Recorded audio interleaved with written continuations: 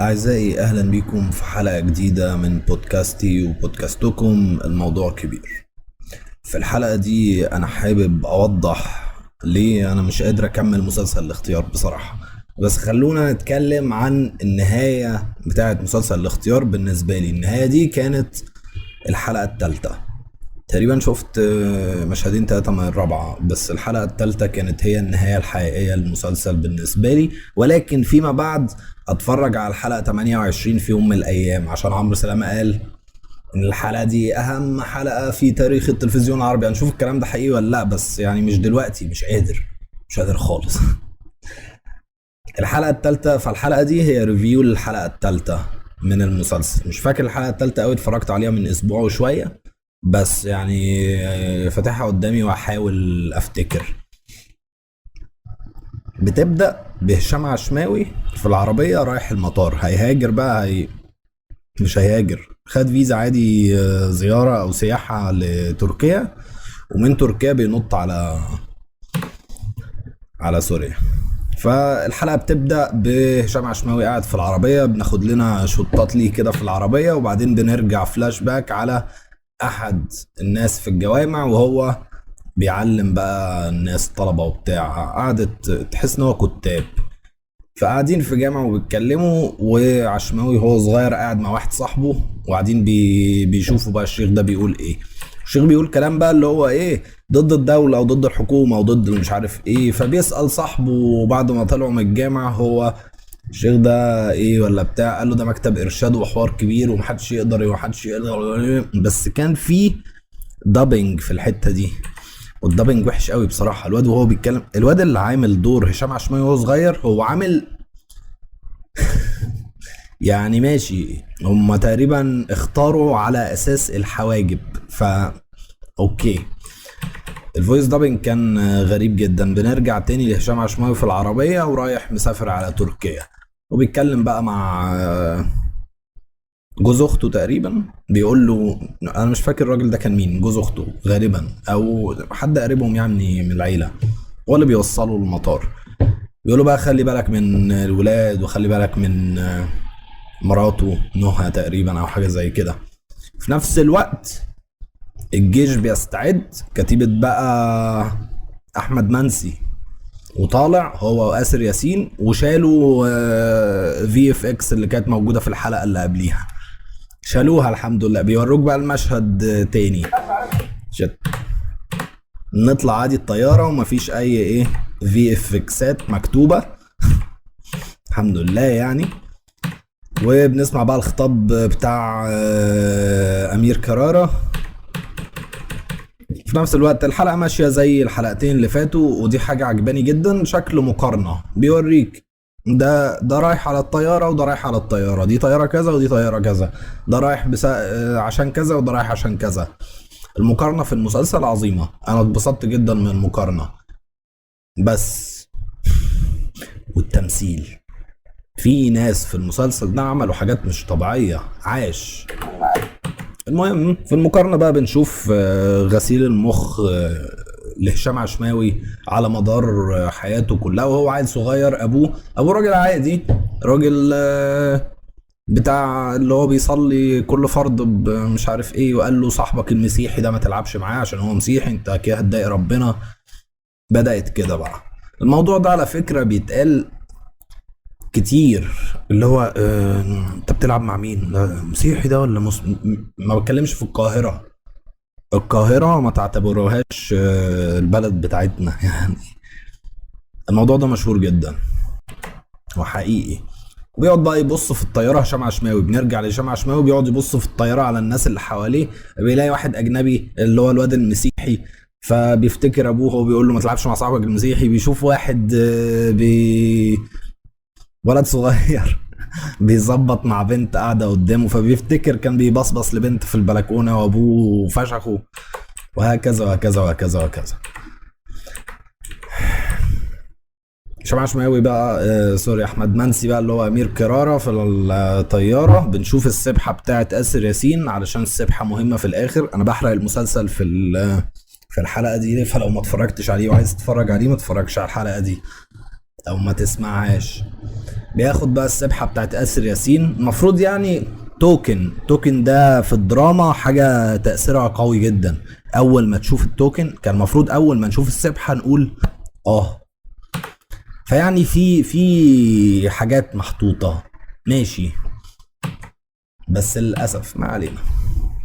المهم الطياره وصلت المكان بتاعها في سينا، ونازلين بقى بباراشوتات، ومشاهد حلوه جدا بصراحه، شطات جميله جدا واضاءه حلوه. بس يعني الكالر جريدنج كان محتاج يتظبط شويه يا جدعان، عشان انا اتعميت في الحلقه دي.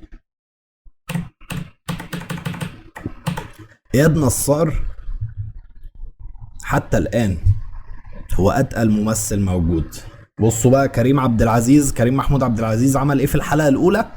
اياد نصار اتقل بمجرد حركاته. بصوا لابس الكاركتر صح اتقل من امير كرارة حتى الان. وفي الحلقه الثالثه يعني شفنا اياد نصار هو تقريبا اللي ساعده ان جمله الحواريه ما كانتش كتير. لو كان بيتكلم كتير زي امير كرارة كان ممكن الكاركتر كانت تبوظ. بس الجمل الحواريه كانت اوردرز، اوامر، او فاهمين حاجات كده اللي هو سنابات على طول، وماشيه مع شكله وماشيه مع الاكسبريشنز بتاعته. اياد نصار عظيم، تقيل جدا اياد نصار. المهم فالجيش بيروح، امير كرارة بيقول لاسر ياسين ارقد يا خفيف، وبيهزروا مع بعض وحاجات كده اللي هي احنا فن. وبعدين الدنيا بقى بتولع وكل الناس بتضرب في بعض. بس امير كرارة بقى نزل، الزعيم بتاعه دي بتاعت الارهابيين، نزل بقى على النفق يجري فيه. فامير كرارة نزل وراه. قبل ما ينزل بص لاسر ياسين، فاسر ياسين بص وقال له لا اله الا الله محمد رسول الله بس. وامير كرارة نزل وشاف الواد قال له يا معلم اللي انت بتعمله ده ما ينفعش، وبس يا تبطل الهبل ده، وفوق في الدنيا ضرب مش طبيعي. فالواد راح قالع الحزام الناسف وحطه على جنب، وامير كرارة خده كده قال له يلا حبيبي.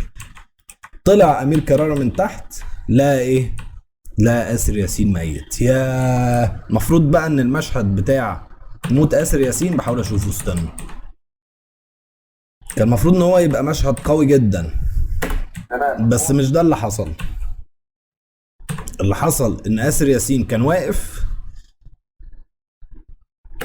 واقف يعني وقفه غريبه جدا. هو واقف على الباب، هو ساند الباب مش واخد مثلا مش عامل كده عند الباب، وبحيث ان هو ايه يعني اي حد بيلعب او كان بيلعب بقى، انا عجزت، كان بيلعب ميدل اوف اونر ما تقفش مكانك يا ابني، اتحرك على طول، خليك بتتحرك، ما تقفش مكانك ابدا، اما انت اكيد هتصاب. المهم امير كرارة اسر ياسين صاب يعني كانت طلقه باين ان هي في كتفه، بس غالبا كانت في قلبه. بس بقى وبيقعد يطلع دم من بقه، وبنسمع مزيكا حزينه وما بنتأثرش خالص. بنتأثر امتى بقى؟ لما امير كرارة بيطلع وبيشوف اسر ياسين ميت. هو تقريبا طلع عرف ان اسر ياسين هو اللي تحت الكوفرتة دي. ف برضه بيتأكد، بيشيل الكوفرتة من على وش اسر ياسين، بيقول هو ده اسر ياسين. فبيقول الله يرحمك يا اسم الكاركتر حاجة كده تقريبا، وبيبص لتحت وبنحس بالحزن وكل حاجة. وبعدين هشام عشماوي بيوصل الاوتيل في تركيا، بيجيله واحد يقول له تعالى هوديك انا الحدود السورية وانت هتعدي وبتاع. في نفس الوقت امير كرارة كان مع مراته في المستشفى، مراته خلفت، وبيهتم بالبنت او بالولد اللي اتخلف اكتر من اهتمامه بمراته. فمراته بتقول له على فكرة انا اللي خلفت، فانا معلش يا حبيبتي. الحوار وحش قوي في المسلسل، الشطات عظيمة وفي تمثيل حلو، بس المشهد بتاع ابو اسر ياسين ده كان فيلر. هو المفروض المشهد ده معمول اصلا علشان ابو اسر ياسين يدي الامير كرارة السبحة بتاعت اسر ياسين. السبحة دي التوكن دي المفروض ان هي حاجه تقيله جدا، حاجه تخلي الناس تعيط، حاجه تخلي الدمعه تيجي في عينيك كده، بس مش هو ده اللي حصل. لان المشهد بتاع موت آسر ياسين ما كانش مؤثر خالص. بنقعد بقى بنسمع ابو آسر ياسين بيقول ايه، وامير كرارة قاعد قدامه. مشهد طويل قوي وفيلر يعني. ما هو ده الكات الوحيد اللي عجبني في الحلقه دي. بعد ما امير كرارة نزل من بيت ابو آسر ياسين، قاعد بقى بيتكلم في التليفون وبيطمن على اهله وبتاع. لا انا بطمن عليكم عادي. هو مشهد طويل بس فيه كتايه حلوه كده في الاخر. المفروض ان هي كشايه، بس ما عملوهاش كشايه وده كان احسن يعني. بس نرجع بقى فلاش باكات لأمير كرارة منسي وهو بيشتغل وهو عيل صغير، مع ان ابوه غني ومش محتاج فلوس. بيقعد يصلي، بيورينا برضو ان امير كرارة بيصلي وانسان مؤمن وكده. وبننتقل للحدود التركية السورية. نروح الحدود التركية السورية. هشام عشماوي بيدخل، غالبا ده فيجوال افكتس، وعاش يا اولاد، عاش المباني مش عارف ايه دي، عاش. هشام عشماوي بيدخل، بيلاقي بقى، بنشوف بقى المشاهد الحلوة. بصوا، جو عظيم جدا، التصوير عاش جدا. التصوير متصور هاند هيلد، كاميرا هاند هيلد ومهزوزة وبتاع، وتحس ان عشماوي داخل فعلا منطقة حرب غريبة. بنشوف لا اله الا الله محمد رسول الله، العلم بتاع داعش. ودي حاجة استغربتها شوية، او ممكن ما يكونش ده العلم بتاع، مش عارف. المهم يعني بيدخل بقى، بيقابل الراجل اللي كان شيخ في مصر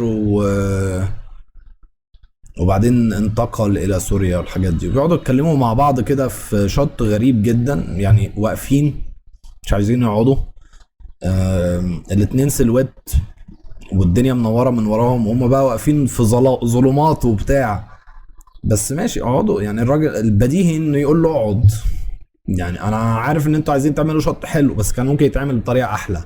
البديهي ان الواد راجع من سفر فيقول له اقعد. ما هو في اخر المشهد اللي واقفين بيتكلموا فيه مع بعض بيقول له يلا بقى انت هتروح تريح.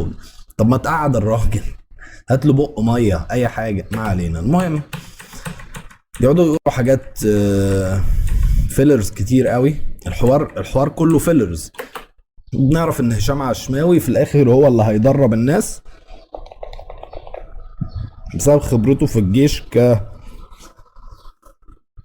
كظابط صاعقة سابق. بيستغل بقى الموضوع ده في تدريب الناس دي.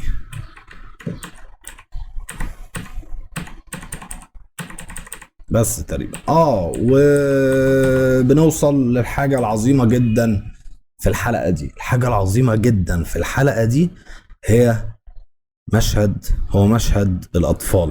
أطفال السوريين وهم بيلعبوا في الأرض بالرصاص. الله الله الله. وفي نفس الوقت بصوا بقى، المشهد عظيم جدا. بيلعبوا في بالرصاص، هو متصور بشكل وحش. بيلعبوا بالرصاص وفي نفس الوقت في صوت طيارة، فبيترهنوا على نوع الطيارة F-16 ولا مج مش عارف كام. والحلقة بتتقفل على ان ابو بكر البغدادي جه. ده رأيي في الحلقة الثالثة. مشكلة المسلسل بقى بالنسبة لي هي الفيلرز الكتير قوي. بحس بوقت بيمر من حياتي مستني اي حاجة تحصل، فيعني مش قادر خالص اكمله. يعني انا استحملت الحوار في ال3 حلقات. الحوار فعلا سيء جدا، استحملته في ال3 حلقات، بس مش قادر استحمل ان حتى يعني انت بتجيب لي الواد وهو ماشي، اعمل ايه بالشط بتاعه؟ هو انا هستناه يوصل؟ هو انا قاعد بتفرج على شخص بيمشي؟ المهم يعني، فبصراحة مش قادر اكمل المسلسل خالص. لكن في يوم من الايام ممكن اكمله. ممكن كل شهر اتفرج لي على حلقة، اقعد 3 سنين. اقعد 3 سنين لحد ما اخلص المسلسل ده. بس اللي هيحصل هو ان انا هتفرج على الحلقة 28 مش النهاردة يعني، ولا بكرة، ولا الاسبوع الجاي. يعني كمان شوية كده هتلاقوا الحلقة 28 من مسلسل الاختيار. واقعد اتكلم عنها. ما اعتقدش ان هيبقى في مشكلة ان انا ما اتفرجتش على الحلقات اللي فاتت قبلها، عادي يعني. بس ثانك يو.